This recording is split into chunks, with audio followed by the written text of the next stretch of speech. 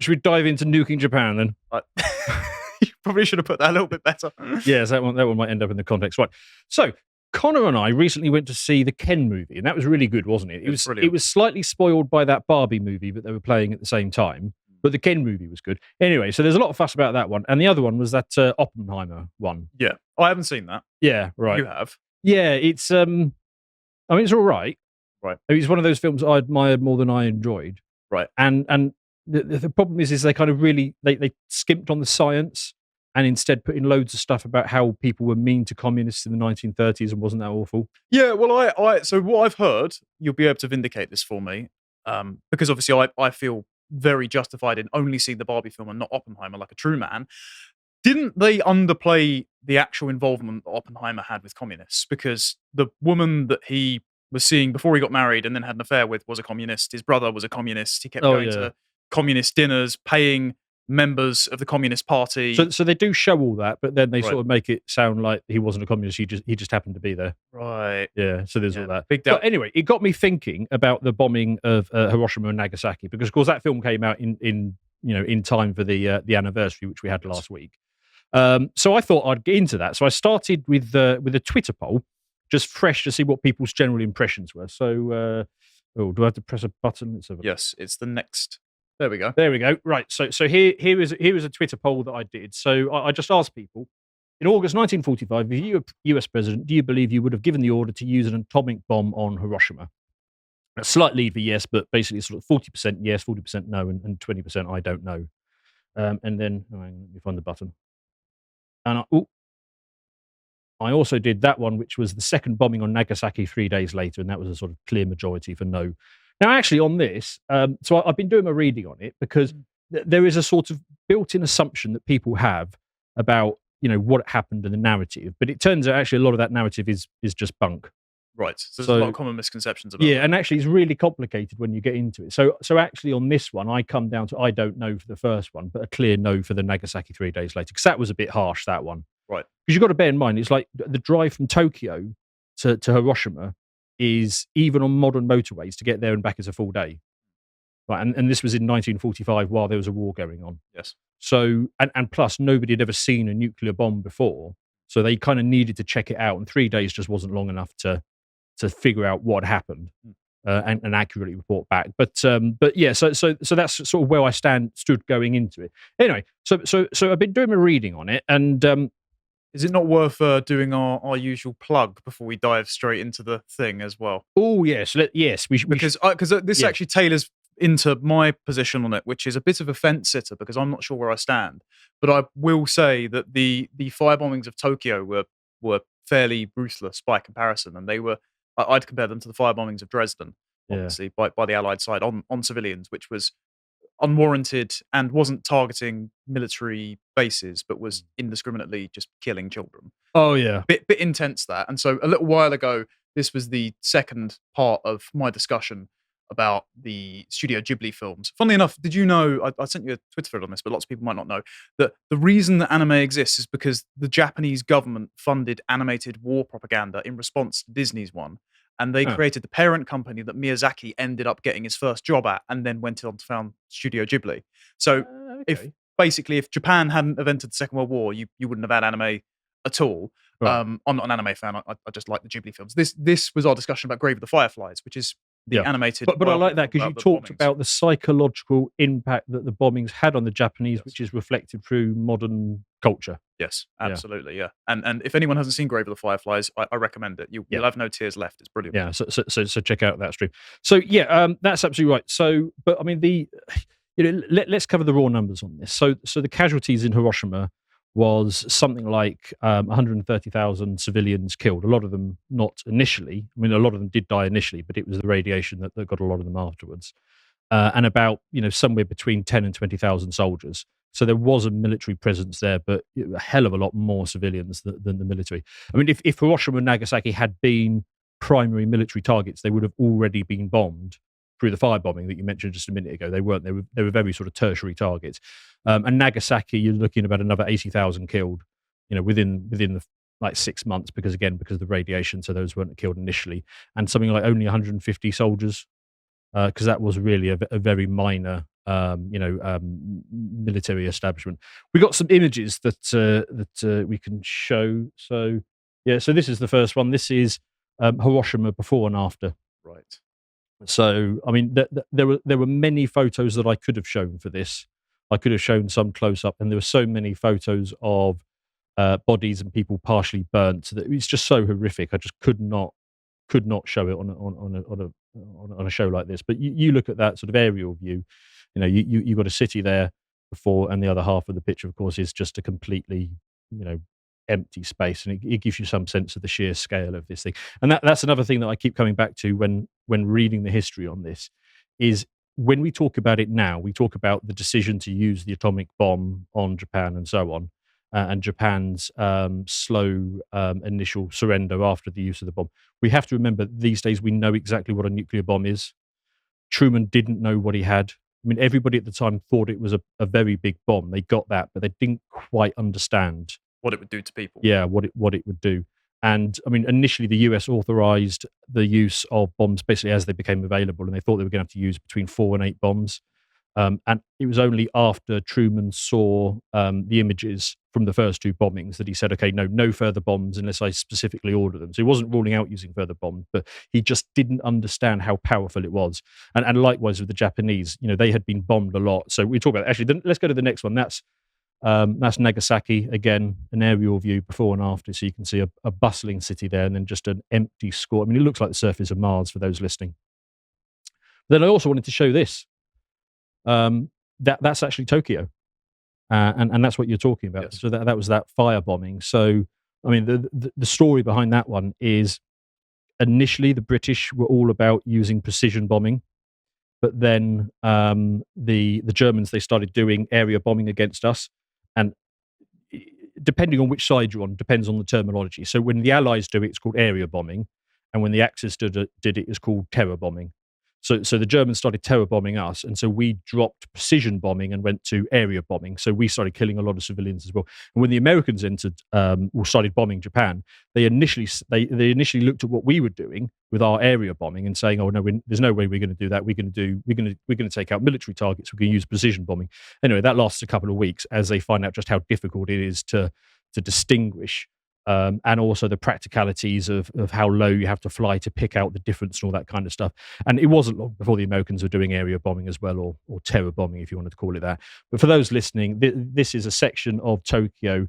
And if I hadn't told you that was firebombing, you would have just assumed that was a nuke that for some reason left 1 or 2 random houses left in the place. There was I can't remember if it was Kyoto or Kanto, so someone correct me in the comments. We covered it in our Ghibli discussion, but there was also an earthquake a few years before that sent massive flame columns up that incinerated people as well. So there was a total freak accident had happened elsewhere. So that meant that before Hiroshima and Nagasaki, 2 of Japan's great regional areas were just desolated by fire already. So the first bomb that went off, they might have just presumed that it was another of those instances and not realized what they had on their hands.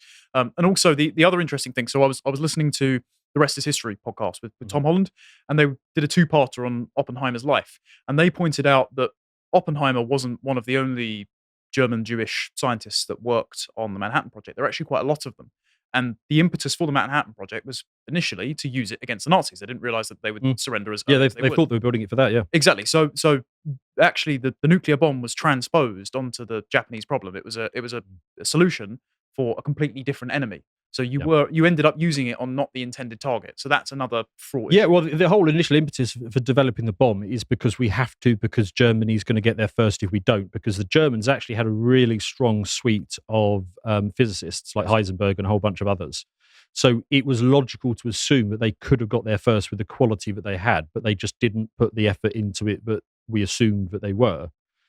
By we, I'm saying, the sort of the collective West. I'm sort of speaking on the US's behalf here. But yeah, so we went into it full-bloodedly, and when you're developing on the basis of it's a terrible weapon, but the other side might get there first, therefore we have to. That is again, a valid point. It's different from the Japanese, who had no, as far as I'm aware, no intention or effort, certainly, to produce a nuclear bomb. It was just, this has started. We've sunk a lot of money onto it, and it just naturally flowed from one to the other. Were they even aware of the innovation that the Germans had cracked splitting of the atom? Because I'm not sure. Yeah, if they well, knew I mean, about it. papers had come out that basically showed that the physics suggested that yes, it was just an engineering challenge. So did the Japanese know about that? well, they would have had physicists Okay. who knew that, but it's a different thing to then turn the theoreticals into They hadn't applied an minds to it in engineer. the same Yeah, way. Gotcha. yeah. So I mentioned this, and that image I showed you of Tokyo with the firebombs, because to put it into context, it's not like the choice was, the Japanese civilians get to live in, happiness and sunshine, or the nuclear bomb. Yes. It was actually, which way were the people living in cities going to be horribly killed? Was it going to be through fire bombings, or was it going to be through something else? And actually, Hiroshima and Nagasaki, they're not in the I think they're not in the top 2 or 3 of most cities that had the most casualties because of the widespread firebombing that was going on in the primary targets as well. So that is worth mentioning. Now, let me put this sensitively. This is a topic which I know is going to trigger all the utards to start smashing away at the keyboard. Now, to be clear on this, Not quite as sensitively as you could have. yeah. So to be clear, I'm not saying that everybody who posts on YouTube is a utard. It's a subset, but the ones who the ones who sort of go firing in all caps, and I know there's going to be a whole bunch of those sort of smashing out their opinions. So I just want to acknowledge that actually I think a lot of them are going to be responding to what they think they know, the narrative, because basically what happened is. Well, let me just explain what the narrative is effectively. So the narrative is something like this: that in July 1945, a meeting of Truman and his trusted advisors got together, and they carefully considered all of the options, and they understood the implications deeply. And they thought that an assault on the Japanese mainland would cost something like 1 million US casualties, of which maybe a quarter to a fifth of those would have been fatalities. It probably would have cost millions of Japanese lives, and so there was no viable alternative, and they all went for it. When you phrase it like that, I mean, it seems completely inevitable, and I think that's a lot of what the people who are going to comment without having watched the video are going to be saying some version of that. The problem is that view is a fabrication. That no meeting like that ever took place. That actually comes from a newspaper article that was written after the war by Henry Simpson, or Stimson, the U.S. Secretary of War, I think it was, or Secretary of State, and this was in the post-war period when the true horrors of the war were starting to become truly known.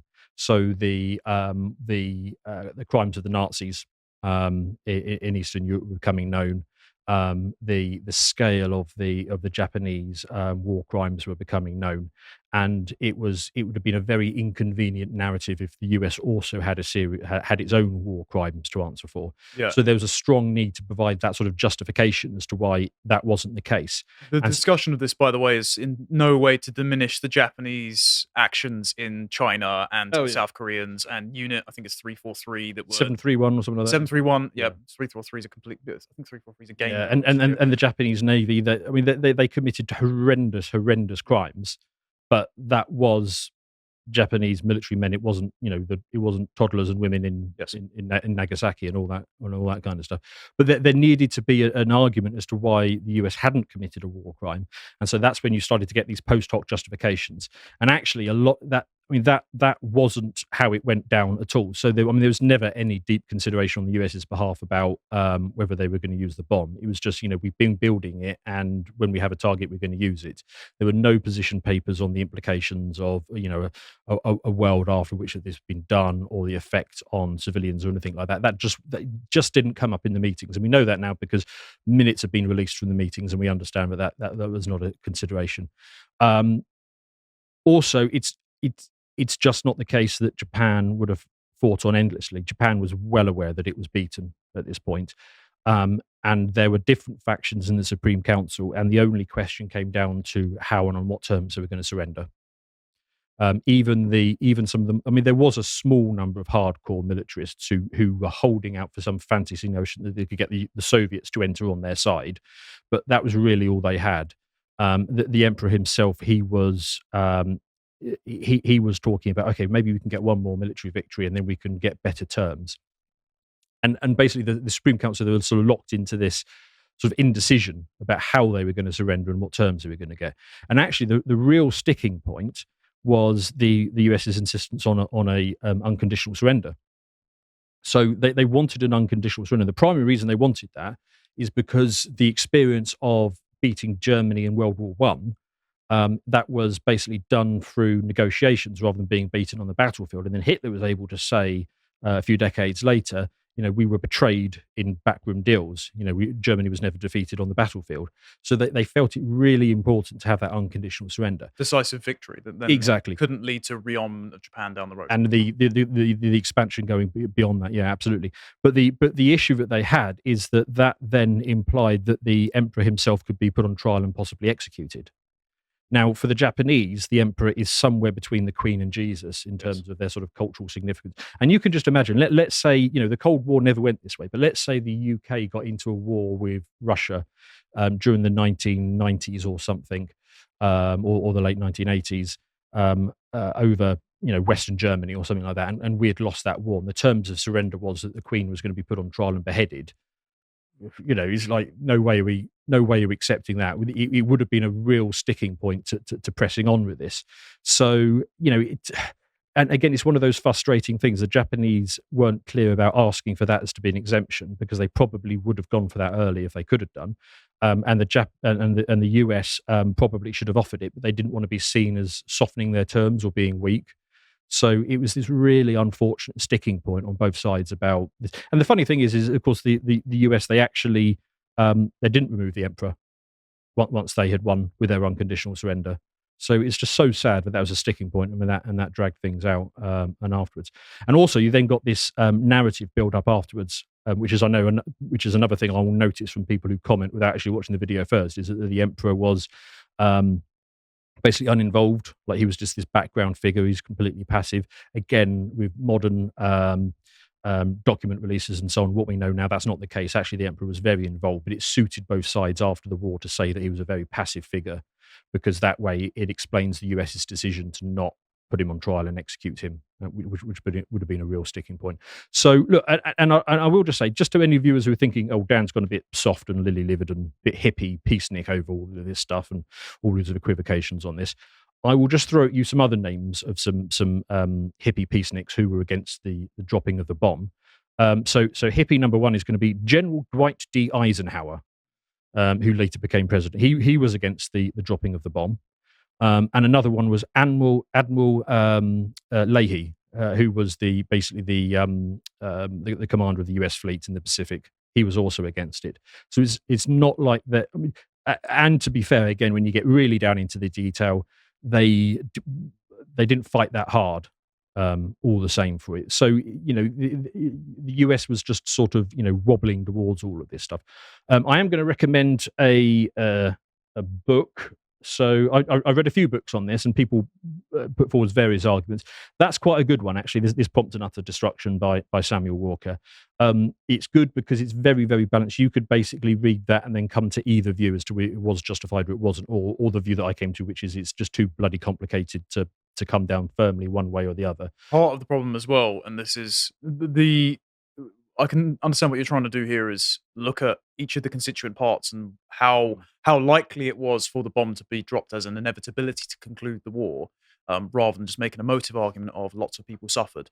Because looking at it realistically as well, and again, I don't have a fully formulated position on this, but the other opportunity that the US could have done was to prolong the war of attrition, have the Japanese have no allies because the Soviets allied with the US, have the Japanese have very few incoming imports for the blockade and the like, yep. Exactly, and starved out the women and children of Japan. Yeah. So that's worth talking about. So let's mention some of the alternatives. Actually, I'll just finish up on the book of Prompt and Utter Destruction. I will say, if you've got an Audible account, it's free on Audible, and it's only 4 hours on, and actually it's only 2 hours for me because I listen to everything on 2x speed. So it's a really short. Well, it's not really short, but it's a short enough read that if you wanted to get yourself up to speed on this subject, that's probably the best, short, most balanced book that I come across. So yeah, alternatives to the bomb, which is worth mentioning. Well, one is what we've already talked about, which is the conventional bombing, so the area bombing, the fire bombing. Hard to justify, but that would necessarily be better. Well, they had a higher death toll than Yeah, Nagasaki and Hiroshima, I believe. So, yeah. and The- it's less targeted. Yeah. Yeah. I mean, the only thing you can say for that is that you either die or you don't really. Whereas with the atomic bombs, a lot of people just died of the radiation Yes. thereafter. So there is that. Um, the justification post hoc was a lot of it focused around sort of the invasion of the mainland. A lot of the arguments from say Dwight General Eisenhower and Admiral Leahy was on the basis that they necessarily feel they felt that they should draw up the plans, but they didn't feel that that would necessarily come to that. And there were voices making that argument as well. The one that you mentioned, the Navy blockade, that's a good one, because I mean conditions within Japan were getting absolutely dire at this point.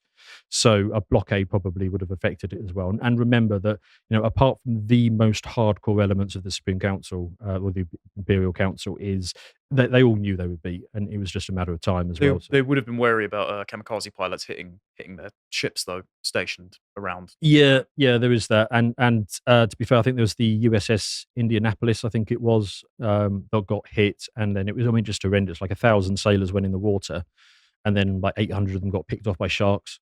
Right. So this is the thing: is it's like those who say that we shouldn't have done the bombing. Well, to be fair, I mean Truman was president of the US, not the president of Japan. I was about to say, Yeah. but this is made from our position post hoc as what could have lost the least amount of lives, whereas at the time in the fray, these were ethnic particularities. Like Yeah. it was okay. I'm not trading any of my people for your people. Whereas we're looking at it from Japanese civilians versus American soldiers, and versus Japanese soldiers dying. Which scenario would have resulted in the least? Yeah. Whereas Truman's just going, well, not one of my boys. If I can just Exactly, nuke one of your cities and have none of my soldiers die, then that's a price worth paying. Yeah, so the casualty figures are very difficult because it's hard to emphasize just how certain things just were not particularly considered in any great detail about the use of this bomb. It was just on autopilot. It's like, we're going to get the bomb, we're going to use it. So a lot of these things weren't considered, but the number of a million US casualties, which a lot of people assume, because that's the narrative that existed for a long time before historians really got. Because you've got to remember, after the war, there was a lot of propaganda that went into this. Like you can imagine, that thing that went in the arm in 2020 and the excess deaths that we experienced. You can imagine a narrative in 20 years' time that says, "Oh, if we didn't do that, 200 million people would have died of COVID, Yes. and therefore it was justified." It's a bit like that, except that these days we can push back against these narratives, whereas this narrative went in. So that figure of a million US casualty, that was bogus, but.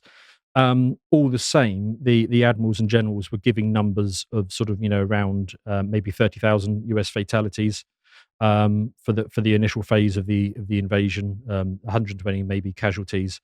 So it's the question is, are you willing to trade 30,000 US boys for 250,000 Japanese women and children? Yeah. If you can wipe out the Japanese without trading any of your lives, then Truman's going to take that bet. Also, are we going to talk about Pearl Harbor and possibly? Yeah, well, bring it up. Yeah, absolutely. Well, again, no expert, but there is the accusation, of course, that Pearl Harbor, the Americans had been made aware of the Japanese plan to possibly attack America from the Pacific. I think it was Bo mentioned it, by the British. They didn't know the exact time, but they didn't shore up their defenses in the area and thus left themselves vulnerable to it. And that has been interpreted as Roosevelt wanting to join the war and needing a pretext to do so. Okay, now that is opening a whole can. I mean, so just on the Pearl Harbor thing. So they didn't know exactly what day it was going to be. They didn't know the specifics. It's not like they knew details. Interestingly, they did know a lot of details around the Nagasaki stuff, because by then they had what they call the magic intercepts.